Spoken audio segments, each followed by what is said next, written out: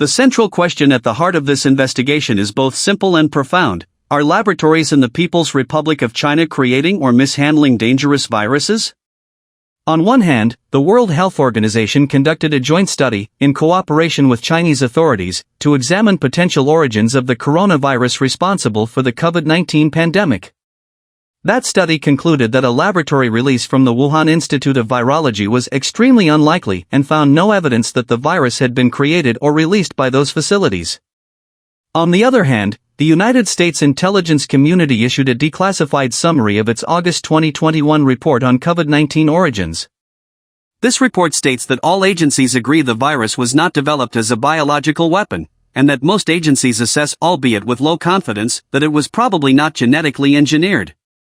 Yet the intelligence community remained divided on how the virus first infected humans. Some agencies favored a natural spillover from animals, while at least one assessed with moderate confidence that a laboratory-associated incident was possible. Thus, while no credible evidence supports the idea that China's high-security laboratories engineered a pathogen for malicious release, investigations by both the World Health Organization and United States intelligence agencies have left unresolved the precise origins of SARS-CoV-2. The question remains open: was it natural spillover, a laboratory accident, or something else entirely? Since the outbreak of severe acute respiratory syndrome in 2003, the People's Republic of China has embarked on a significant expansion of its high-containment laboratory infrastructure. That epidemic served as a catalyst for investment in facilities capable of handling dangerous pathogens. Indeed, China proceeded to construct a foundational network of high-level biosafety laboratories of various containment tiers nationwide and formed a dedicated expert team for laboratory biosafety. As of May 2019, this network spanned multiple provinces, autonomous regions, and centrally administered municipalities, indicating a broad and rapid institutionalization of biosafety infrastructure across the country. At the center of public scrutiny stands the Wuhan Institute of Virology, which opened mainland China's first biosafety level 4 laboratory in 2015, 12 years after the central government had approved its construction in response to the 2003 outbreak. That biosafety level 4 facility, officially known as the Wuhan National Biosafety Laboratory, was completed at a construction cost of approximately $44 million and encompasses some 3,000 square meters dedicated to the highest level of biocontainment. Construction began in 2011, and after formal accreditation by China's National Conformity Assessment Authority in January 2017, the laboratory became operational in January 2018. The facility's design includes 4 above-ground stories, engineered to withstand significant seismic activity, and was intended to support research on highly lethal pathogens such as Ebola, Marburg, Nipah, and others. Beyond Wuhan, China continued expanding its high-containment presence. For instance, in 2018, the Harbin Veterinary Research Institute, under the Chinese Academy of Agricultural Sciences, placed into operation the country's second biosafety level 4 laboratory, notably the first designed for the study of large animals. This systematic expansion underscores a national strategy aimed at enhancing preparedness for infectious threats and reinforcing biosafety systems nationwide, with high-containment laboratories playing a foundational role in both public health response and advanced pathogen research. The Wuhan Institute of Virology is a research institute under the Chinese Academy of Sciences that has served as a prominent center for the study of viruses since its foundation in 1956. Its growing prominence owes much to its pioneering opening of the first biosafety level 4 laboratory in mainland China in 2018. This laboratory, a 21st-century facility, was cost-intensive and constructed with carefully considered safety features. It was built at a safe elevation above any floodplain and engineered to withstand a magnitude 7 earthquake within its concrete structure. The Institute's Biosafety Level 4 facility is specifically designed for the study of highly dangerous pathogens, including viruses such as Ebola, Marburg, and Nipah. Its construction follows a box-in-box design akin to that used in France's Lion Laboratory, with multiple internal layers, a lower layer handling sewage and life support systems, a second layer containing the laboratory core, a third dedicated to filtration, as well as interstitial piping and an uppermost air conditioning layer. Staff training and biosafety procedures were complemented with international cooperation. Before the laboratory began operations, staff received part of their training from the French National Institute of Infectious Diseases, INSERM, in Lyon. Additional training was arranged through short-term and long-term exchange programs coordinated internationally. These steps reflect a recognized need to build local expertise for operating complex high-security laboratories. The Institute has collaborated with several international partners. These include the Galveston National Laboratory in the United States, the Centre International de Recherche en Infectiologie in France, and the National Microbiology Laboratory in Canada. It has therefore established itself as a hub of global virology engagement. Regarding its role in coronavirus research, the Institute has been a leading center. Beginning in 2005, researchers there identified and isolated over 300 coronavirus-related genetic sequences in horseshoe bats, confirming these bats as natural reservoirs for SARS-like viruses. In 2015, scientists, including those from the Institute, conducted experiments that created a chimeric virus by merging a bat coronavirus with a human-adapted SARS virus. The newly engineered virus was capable of infecting human cell lines, which prompted debate over whether this fell under so-called gain-of-function research. The Institute also tracked evolutionary origins of coronavirus outbreaks. In 2017, its researchers discovered coronaviruses in horseshoe bats from a Yunnan cave containing all genetic elements found in the SARS virus, and they warned of the clear danger of spillover into human populations living nearby. The team's fieldwork extended to serological studies of villagers living near that cave. In 2018, they found that 6 out of 218 individuals had antibodies to bat coronaviruses, indicating potential transmission to humans. Finally, when the novel coronavirus emerged in Wuhan in late 2019, the Institute was among the first to respond. In February 2020, a team led by scientist Shi Zhengli at the Institute isolated and published the virus's full genetic sequence, making it publicly available to the global scientific community. They also applied for a patent related to the experimental drug remdesivir, though later pledged not to enforce patent rights if doing so would hamper epidemic control efforts. Two well-documented incidents in the People's Republic of China illustrate persistent biosafety challenges in high-containment environments. First, the 2004 severe acute respiratory syndrome laboratory outbreak in Beijing. In April 2004, the World Health Organization confirmed that safety breaches occurred on at least 2 separate occasions at one of Beijing's leading virology laboratories, likely causing a small outbreak of severe acute respiratory syndrome.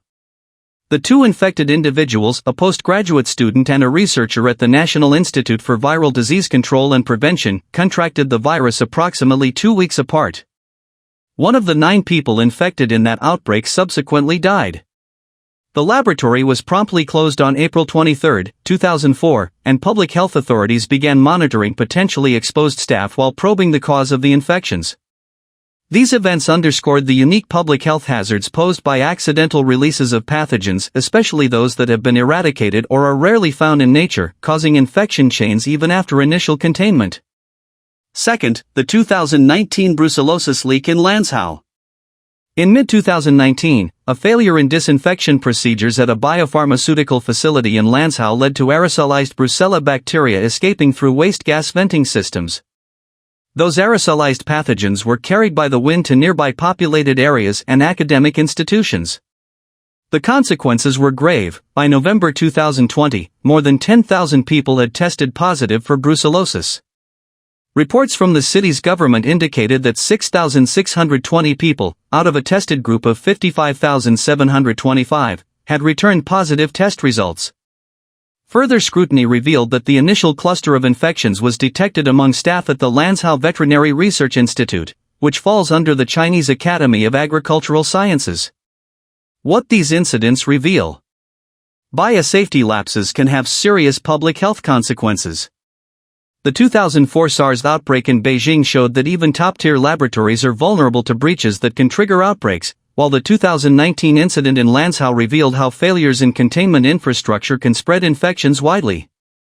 Human error and technical failures remain ongoing threats. The SARS incident stemmed from procedural breaches in handling live pathogens, while the brucellosis incident resulted from inadequate sterilization and waste gas controls that allowed pathogen escape. Systemic vigilance is essential.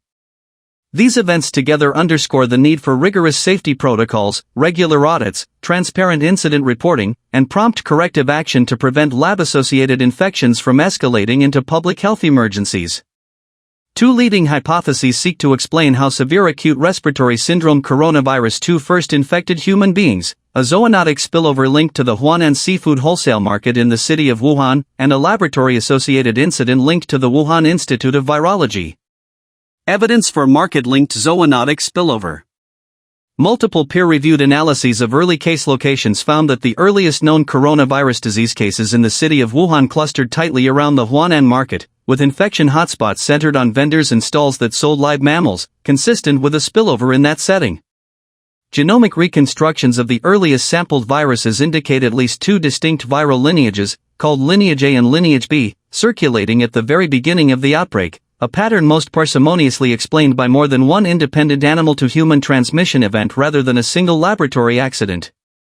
Independent field documentation showed that, in the years immediately preceding the outbreak, live wild mammals such as raccoon dogs and red foxes were sold in markets in the city of Wuhan, including at the Huanan market, creating plausible interfaces for cross-species transmission. Environmental testing after the market's closure in early January of the year 2020 detected severe acute respiratory syndrome coronavirus 2 genetic material on surfaces and in wastewater in the market, confirming substantial contamination there during the early outbreak. Metagenomic datasets briefly posted by the Chinese Center for Disease Control and Prevention and subsequently analyzed by international teams identified genetic material from susceptible animals, including raccoon dogs, in some coronavirus-positive environmental samples, findings consistent with, but not by themselves, proof of animal-to-human transmission at the market. International health authorities and the Chinese Center for Disease Control and Prevention have emphasized that, despite these lines of evidence, no infected live animal from the market has been directly identified, so definitive proof of the immediate animal host remains outstanding. Evidence and concerns cited for a laboratory-associated incident. The Wuhan Institute of Virology is a leading center for research on bat coronaviruses and, in collaboration with international partners, has published experiments demonstrating that engineered chimeric coronaviruses can infect human airway cells, which has been cited by some analysts as relevant context for a laboratory origin hypothesis. A declassified assessment by the Office of the Director of National Intelligence reports that scientists at the institute have used reverse genetics techniques and created chimeric severe acute respiratory syndrome-like coronaviruses, that some such work has at times been conducted under biosafety level 2 conditions, and that pre-pandemic biosafety practices at the institute raised concerns. At the same time, the assessment states there is no indication the institute possessed severe acute respiratory syndrome coronavirus 2 or a close progenitor before late December of the year 2019.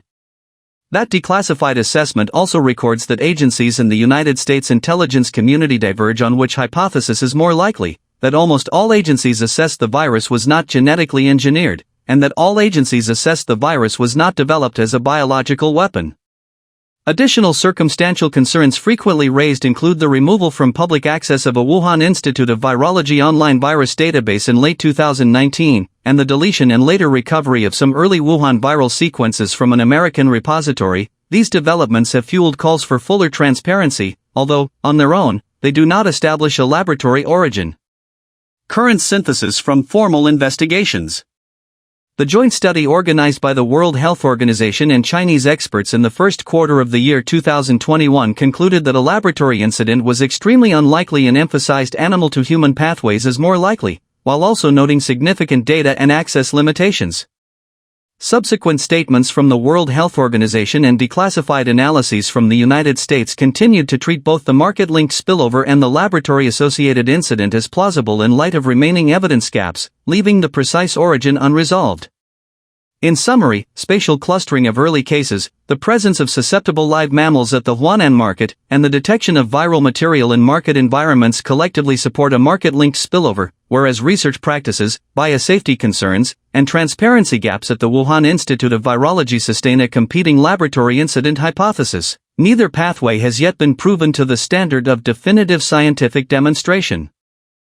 The World Health Organization's joint study with Chinese counterparts, carried out in the city of Wuhan between mid-January and early February of the year 2021 and published on Tuesday, March 30th of the year 2021, examined 4 introduction pathways and ranked them by likelihood, concluding that introduction through an intermediate animal host was likely to very likely, direct zoonotic spillover was possible to likely, introduction through the cold or food chain was possible, and introduction through a laboratory incident was extremely unlikely. That same joint report documented the methods and limits of access during the short Phase 1 mission, recommended specific follow-up studies to address gaps in early case finding, environmental and animal sampling, and serology, and noted that more time and data would be needed to resolve key questions. On the day the report was released, the Director General of the World Health Organization publicly called for further studies and emphasized that all hypotheses remained open in light of the remaining uncertainties. Subsequent updates from the World Health Organization's Scientific Advisory Group for the Origins of Novel Pathogens reiterated that, as things stand, all hypotheses must remain on the table and recorded that requested information, such as detailed early genetic sequences, specifics about animals sold at markets in Wuhan, and information on work and biosafety conditions at Wuhan laboratories had not been provided to the organization to date. The Office of the Director of National Intelligence released an unclassified summary of the United States intelligence community's assessment in late August of the year 2021. That summary stated that all agencies agreed the virus was not developed as a biological weapon, that almost all agencies assessed the virus was probably not genetically engineered, with low confidence, and with some agencies unable to judge, that the earliest human exposure likely occurred no later than November of the year 2019, with the first known cluster in December of the year 2019 in the city of Wuhan, that officials in China did not have foreknowledge of the virus before the outbreak, and that the community remained divided between two plausible hypotheses, a natural animal exposure and a laboratory-associated incident. A further declassification in June of the year 2023, focused on potential links between the Wuhan Institute of Virology and the pandemic's origin, recorded the following: agencies continued to regard both a natural origin and a laboratory-associated incident as plausible. The National Intelligence Council and 4 other agencies leaned toward a natural origin, while the Department of Energy and the Federal Bureau of Investigation leaned toward a laboratory-associated incident, and the Central Intelligence Agency and another agency were unable to determine the precise origin. Almost all agencies assessed the virus was not genetically engineered, and all agencies assessed it was not developed as a biological weapon. There was no indication that the Wuhan Institute of Virology possessed severe acute respiratory syndrome coronavirus 2 or a close progenitor prior to late December of the year 2019, and there was no direct evidence of a specific research-related incident that caused the pandemic.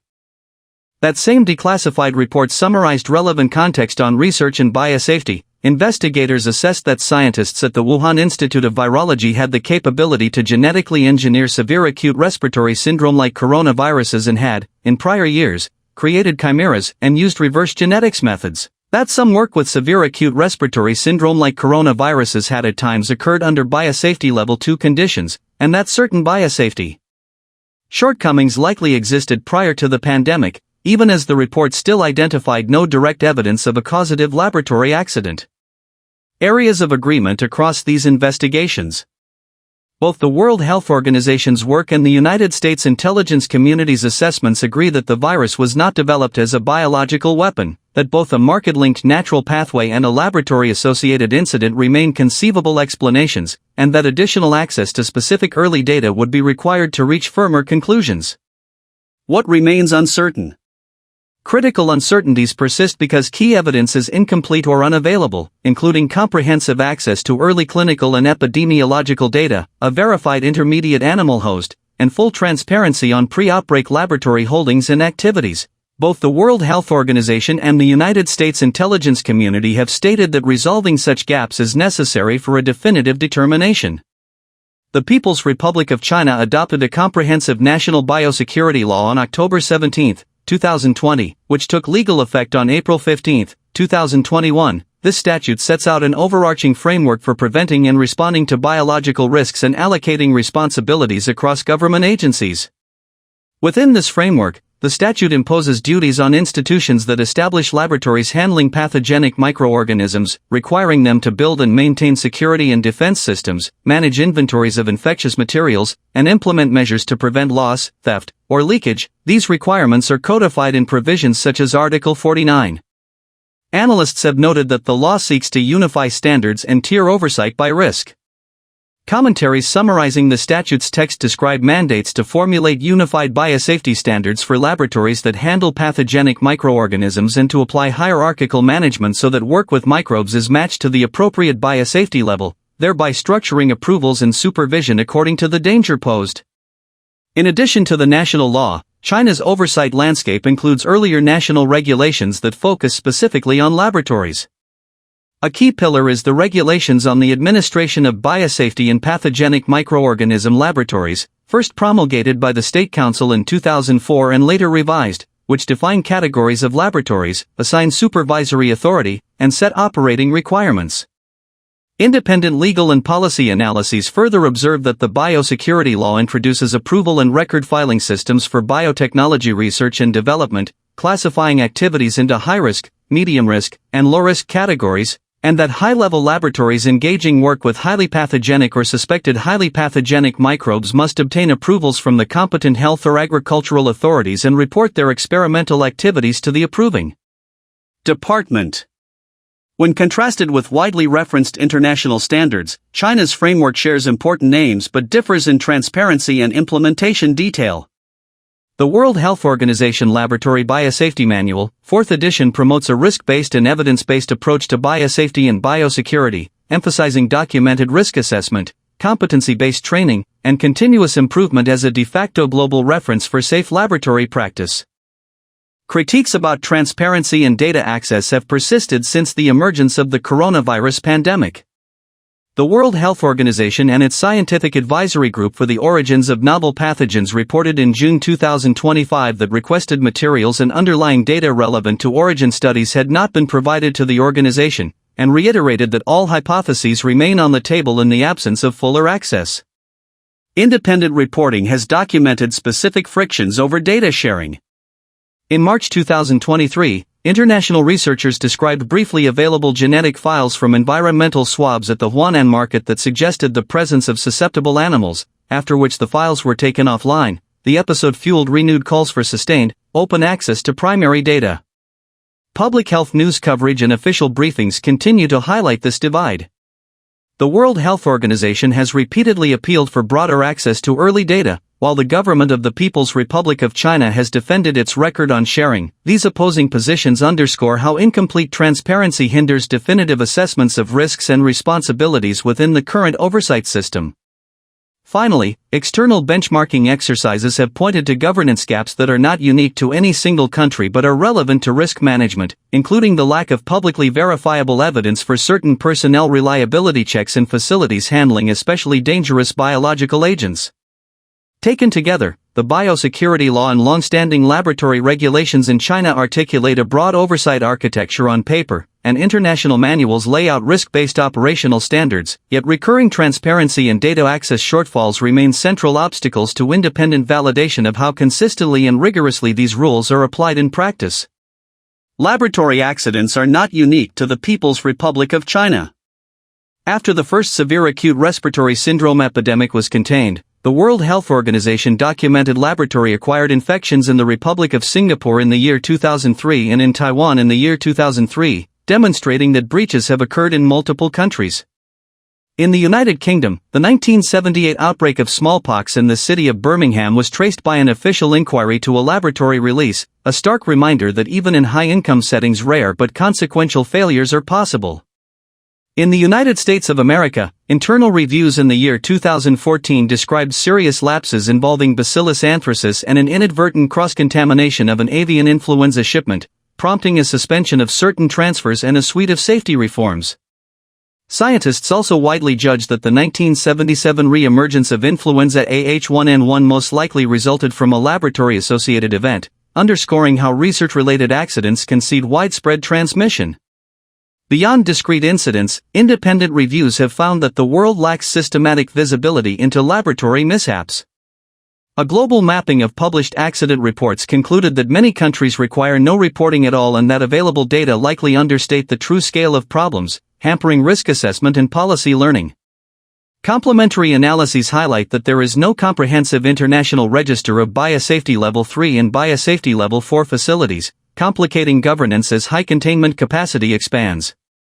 Global tracking efforts such as the Global Biolabs reports have likewise warned that rapid growth in high containment laboratories, where oversight is weak, raises biosafety and biosecurity concerns. A second, broader concern is dual-use research, in which legitimate science can be misapplied. The National Institutes of Health explained that dual-use research of concern refers to life sciences work that could reasonably be expected to produce knowledge, products, or technologies that could be misused to cause harm.